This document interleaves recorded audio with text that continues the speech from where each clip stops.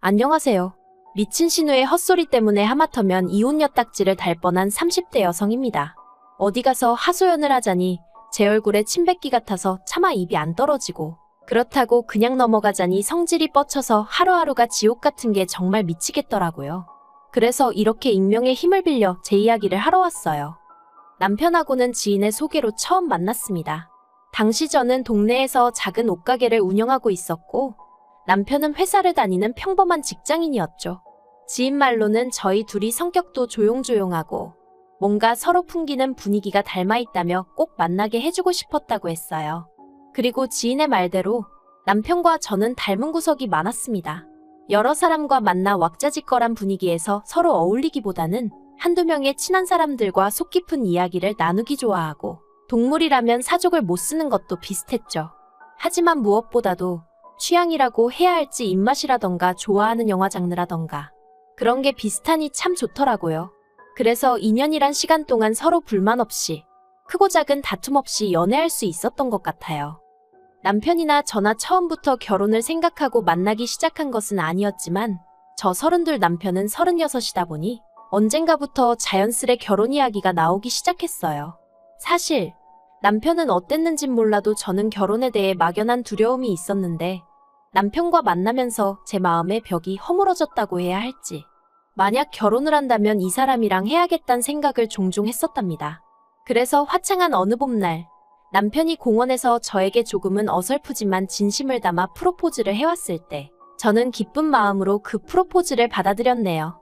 그리고 그때부터는 솔직히 모든 게 일사천리로 진행이 될 줄로만 알았죠. 하지만 인생이란 게 원래 뜻대로 되는 게 아니라더니, 막상 결혼 준비를 시작하면서 하나둘씩 따져보니까 남편 한 사람만 놓고 보면 그래도 크게 마음에 걸리는 건 없었는데, 시댁의 상황이 영 탐탁지가 않더라고요. 일단 남편의 가족관계만 두고 보자면, 아버님은 남편이 어렸을 때 일찍이 돌아가셨고, 이후로 어머님과 누나 그렇게 세 식구가 서로 의지하며 살았다고 들었어요. 특히 남편하고 신우는 8살이나 차이가 나다 보니 어머님만큼이나 신우도 고생을 많이 했다대요. 그래서 남편은 말끝마다 우리 불쌍한 누나, 우리 누나가 고생을 많이 했지, 우리 누나 같은 사람이 없어, 뭐 이런 말을 자주 하더라고요. 그런데 솔직히 이게 그렇게 듣기 좋지는 않았습니다. 물론 남매 간의 우애가 좋은 건 응당 본받아야 할 일이고 칭찬받아 마땅한 일이지만, 고부 사이만큼이나 어려운 게 신우와 올케 사이라잖아요. 그러니 제 입장에선 만약에 신우랑 나랑 부딪히는 일이 생기면 남편이 과연 내 편만을 들어줄 수 있을까 하는 좀 유치한 걱정이 자꾸 되는 거예요. 만약 남편이 공평하게 한답시고 중재를 하려 든다거나 신우 앞에선 신우 편 들고 제 앞에선 제 편을 드는 식으로 처세를 한다면 그 또한 정말 짜증날 것 같았으니까요. 아무튼 남편이 어찌나 신우에게 애틋한지 부담스러웠던 게 사실입니다. 하지만 그래도 결국 남편과 결혼을 하기로 한 결정을 번복하진 않았어요. 당시 신우는 어머님과 대전에 살고 있었고 계속해서 그렇게 모시고 살 거라고 했기에 저희 부부와 그렇게 자주 만날 일이 있을 것 같진 않았거든요. 그래서 솔직히 살면서 신우랑 마주치면 몇 번이나 마주치겠나 싶어 더는 신경 쓰지 않기로 했던 거죠. 그런데 결혼식을 올리고 반년도 지나지 않아 또다시 생각지도 못한 상황을 마주하게 되었습니다. 남편이 지방으로 가게 되었거든요. 당시 남편이 다니던 회사는 작은 건설 회사였는데, 제가 회사 사정까지는 자세히 모르지만 전국 각지에서 일을 받아 한다고 들었어요. 그런데 이번에 남편이 맡게 된 공사는 누군가는 해당 지역의 관리 감독력으로 가 있어야 하는 상황이었고, 회사에선 그 자리에 저희 남편이 가길 원한다대요. 처음에 그 이야기를 듣곤 정말 눈앞이 깜깜했습니다. 머리가 멍해졌다고 해야 할지. 왜냐하면 남편이 발령받은 지역이 저희 사는 곳에서 차로 왕복 6시간은 좋게 걸리는 곳이었으니까요. 그 거리를 차마 남편더러 매일같이 오가라고 할 순 없고, 이걸 어쩌지 싶대요? 그리고 아니나 다를까 남편은 당연히 그쪽 지역에 집을 얻어야 하지 않겠냐면서 저더러 한 달 안에 가게 정리해 그러대요. 그런데 솔직히 남편과 떨어져 지내는 건 싫었지만 동시에 현실적인 고민을 안 할 수가 없었습니다. 저희 남편, 어디 가서 말하기 부끄럽지만 한 달에 270 정도 벌어요. 외벌이로 가정을 꾸려나가기엔 턱없이 부족한 돈이죠. 하지만 다행히 제가 동네에서 하는 옷장사이긴 해도 단골이 꽤 많아요. 그래서 저도 얼마나 많이는 아니지만 남편만큼은 벌어오고 있었거든요. 그러니 무턱대고 남편과 떨어져 있기 싫다는 이유로 제가 하던 일까지 접어가며 따라가는 건 아니다 싶대요. 까놓고 말해서 남편 따라 연고도 없는 그 지역에서 하루 종일 무슨 집 지키는 강아지 마냥 남편만 기다리며 살기도 싫었고요. 그리고 비록 지금 사는 집이 오래된 구축 아파트긴 했어도 엄연히 저희 명의였던 데다가 처음에 이사 들어올 때 신혼집 분위기 낸다고 리모델링도 싹 다 해서 들어왔어요. 그런데 이 집을 남한테 세를 주고 저희는 저희대로 지방에 내려가서 세를 얻어 산다. 솔직히 생각만 해도 짜증도 나고 속도 상하고 정말 내키지 않았죠. 그래서 며칠의 고민 끝에 남편에게 같이 가는 건 아닌 것 같다고 했어요. 나도 서운하고 섭섭하지만 당분간 주말 부부로 지내자고요. 그리고 다행이라고 해야 할지 남편의 반응은 비교적 덤덤했습니다. 그리고 아닌 게 아니라 얘기를 나눠보니 남편도 저랑 비슷한 생각을 했더라고요. 그러면서 남편이 자기가 능력이 부족해서 이런 일이 생긴 것 같다고 미안하다는데 솔직히 철없는 생각이지만 남편이 상사한테 말이라도 한번 해보면 안 되나 싶대요. 막말로 남편 회사 사람들이래봤자 많지도 않고 저희 결혼한 지 얼마 안 된 거 다 알 텐데 이런 시기에 지방 발령을 꼭 내야 하는 건지 한번 따져보라고 하고 싶었죠. 하지만 저희 남편 솔직히 그런 주변머리가 없어요. 그러니 위에서도 저희 남편을 꼭 집어 발령을 낸 걸지도요. 아무튼 저희는 이렇게 된 상황과 결정을 양가에 알렸습니다. 그리고 친정부모님은 하나뿐인 딸이 시집간 지 얼마 되지도 않아 대부분의 시간을 독수공방하게 생겼다며 몹시 속상해하셨어요. 하지만 시댁의 반응은 좀 달랐습니다. 며느리가 혼자 있게 된 것보다 남편이 마누라 없이 혼자 어떻게 생활을 하냐며 속상해하셨거든요. 아무리 팔은 안으로 굽는다지만 저랑 만나기 전에 혼자 내리 10년을 자취를 했던 남편인데 갑자기 저랑 결혼을 하고 나서는 제 도움이 필요하다고 생각하시는 게 좀 황당하대요. 하지만 황당한 이야기는 이게 다가 아니었습니다. 본격적으로 남편이 지방으로 내려갈 준비를 시작하고 얼마 지나지 않았을 때였어요. 어디서부터 이야기를 해야 하나 싶은데 신우에게는 아들이 하나 있습니다. 나이도 21살로 성인이에요. 왜냐면 신우가 시집을 꽤 일찍 갔어요. 아버님 돌아가시고 어머님이랑 고생하던 시기에 시매부가 신우한테 참 잘해줬었다나 봐요. 그래서 일찍이 결혼하고 시조카 낳고 그랬는데 시매부가 시조카 중학생 되던 해인가 여자가 생겼다며 이혼하자고 들더랍니다. 얼마나 그 여자한테 홀렸는지 자식이고 재산이고 다 필요 없다면서 도장만 찍어달라고 빌더라나요? 그래서 남편이 시매부를 쫓아가서 아주 두들겨 패놨었다는데 아무튼 그렇게 신우가 이혼하고 이후로 시조카를 혼자 키웠는데 문제는 어찌나 오냐오냐 키웠는지 한마디로 개념이 없어요. 하지만 무엇보다도 제가 시조카를 이토록 싫어하게 된 건 한 가지 찜찜한 일이 있었기 때문이에요. 결혼식 당일 원래는 남편 친구 둘이서 남편 쪽 축의금을 받아주기로 했었는데 시조카가 갑자기 그런 건 원래 가족 한 명 친구 한 명이 같이 해야 되는 거 아니냐며 딴지를 걸대요. 말이야 돌려 했지만 한마디로 남편 친구들을 어떻게 믿냐는 얘기였죠. 그리고 그 얘기를 듣고 남편이 크게 화를 냈어요. 자기 친구들을 뭘로 보고 그런 소리를 하느냐면서요. 하지만 옆에 있던 신우가 아주 틀린 말도 아니라면서 그러니까 그냥 깔끔하게 자기 아들이랑 친구 한 명이랑 돈 받으라 해 하는데 그래서 결국 자의반타의반으로 조정을 하게 되었죠. 그런데 며칠 뒤 남편과 제가 그날 고생했다는 뜻으로 남편 친구에게 밥을 사게 되었는데 어느 정도 분위기가 무르익었을 무렵 친구가 조심스럽게 이 얘기를 어떻게 해야 할지 모르겠다면서 그래도 알려주는 게 좋을 것 같다고.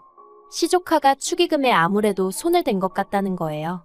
자기가 급한 전화를 받느라 잠깐 자리를 비웠었는데 그때 시조카가 봉투 몇 개를 숨기는 것 같았다면서요. 아, 정말이지 그 이야기를 듣는데 심란하더라고요.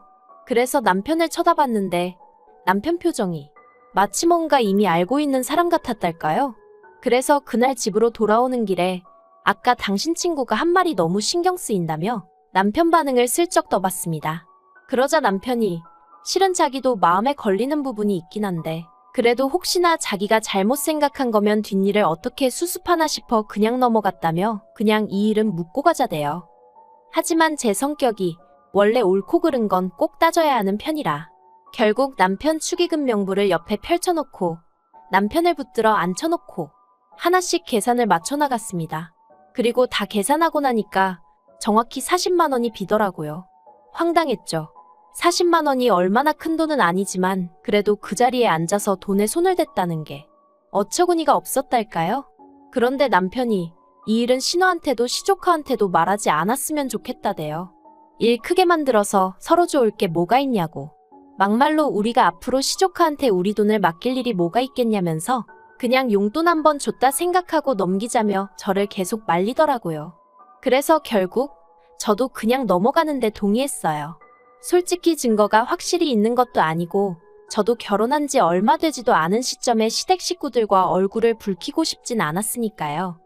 그런데 남편의 이사 날짜가 잡히고 나자 신우가 정말 골 때리는 얘기를 꺼냈습니다. 공무원 시험을 준비하는 시조카를 저희 집으로 보내겠다는 거였죠. 아무래도 대전보다는 서울에서 공부하는 게 더 유리할 것 같다면서 말해요. 당혹스러웠어요.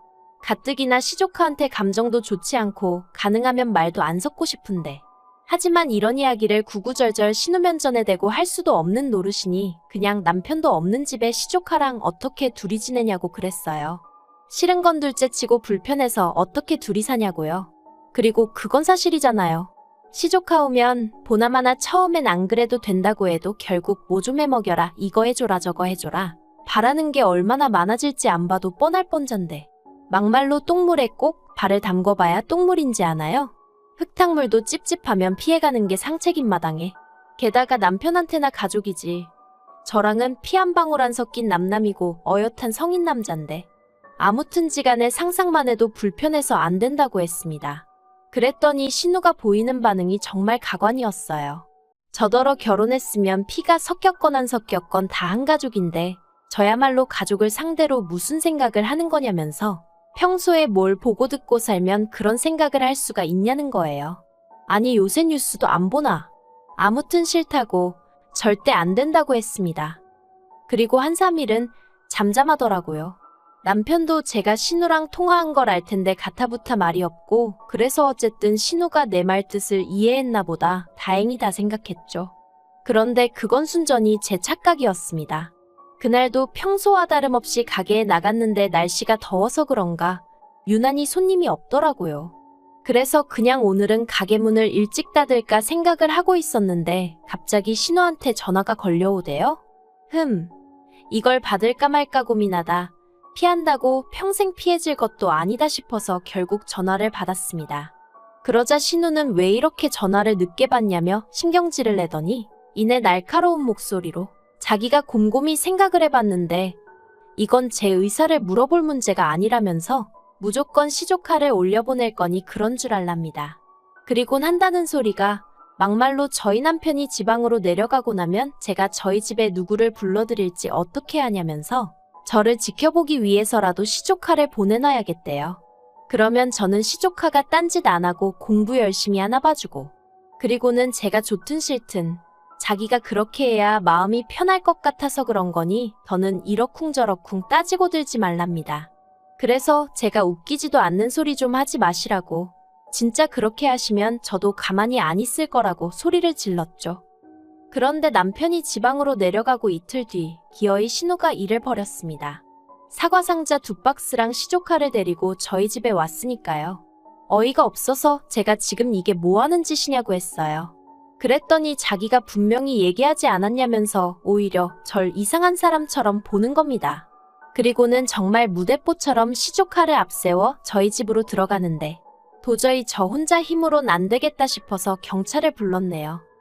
신우는 제가 경찰을 부른지도 모르고 작은 방에 시조카랑 같이 짐을 풀고 있었습니다. 하지만 그러고 10분도 되지 않아 경찰 2명이 왔고 저는 저 사람들이 지금 내 집에 무단으로 들어왔다고 설명을 했죠. 그런데 신우는 사태 파악이 안 된 건지 오히려 자기가 그 경찰들한테 하소연을 하기 시작하대요. 자기가 손이 시는데 남동생이 지방에 내려가서 아무래도 올케가 걱정되고 염려되어 자기 아들을 데리고 온 건데 아무래도 제가 이렇게까지 싫어하는 걸 보니 분명히 뭔가 제가 구린 데가 있는 것 같다나요. 그리곤 요새 젊은 여자들이 행실이 어떻고 저떻고 그러자 경찰들이 어이없고 난감한 표정으로 절 보며 어떻게 하고 싶냐는 거예요. 그래서 일단 내보내달라고 그리고 주거침입 및 명예훼손으로 신고하겠다고 했어요.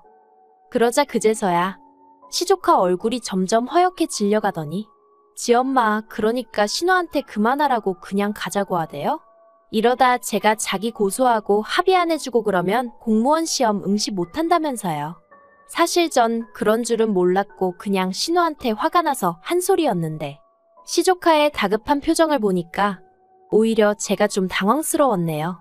아무튼 경찰들도 옆에서 그건 용케 잘 알고 계시네요. 그런데 이런 짓을 하시면 어떡합니까? 하고 어이없어 하더라고요. 그래서 되게 허무하게 신우랑 시조카랑 저희 집 밖으로 끌려나가다시피 나갔어요. 사과 상자는 경찰들이 옮겨줬고요. 그리고 분해서 어쩔 줄 몰라 하는 신우한테 아들 앞길에 소금 뿌릴 거 아니면 행동하기 전에 생각 좀 하라고 한마디 했습니다. 차마 이러니 심해부가 질려서 바람이 난 거 아니냐는 소리는 목구멍 끝까지 올라왔지만 그래도 시조카도 있는 데서 할 소리는 아닌 것 같아 꼭 참았네요. 그리고 그날 밤 남편한테 전화해서 정말 불같이 화를 냈어요. 당신 누나 경우가 없어도 너무 없는 거 아니냐고. 아무리 그래도 그렇지 날 뭘로 보고 감시를 하니마니 하더니 기어이 올라올 수가 있냐 했죠. 그러자 남편이 꼴에 팔은 안으로 굽는다고 자기 누나가 매형이 바람펴서 마음고생을 좀 하지 않았냐. 그래서 좀 오버를 한 것 같다며 한 번만 이해를 해달라나요? 그리고는 자기는 제가 파트로 매주를 쓴다고 해도 믿는다면서 신우 말은 너무 마음에 담아두지 말라는데 남편이야 저를 달래려고 한 소리였겠지만 그래도 마음 한편으론 지 누나라고 욕은 안 하네 싶어서 좀 얄밉긴 하대요. 그래도 이 정도면 신우도 어느 정도 상황 파악이 되었겠죠? 저를 만만히 보면 안 된다는 것도 알았을 거예요. 그쵸? 앞으로도 할 말이 있으면 참지 말고 해가면서 살아야겠어요. 제가 남편이랑 결혼을 해서 신우보다 아랫사람인 건 맞지만 그게 신우한테 찍소리도 하면 안 된다는 뜻은 아니니까요.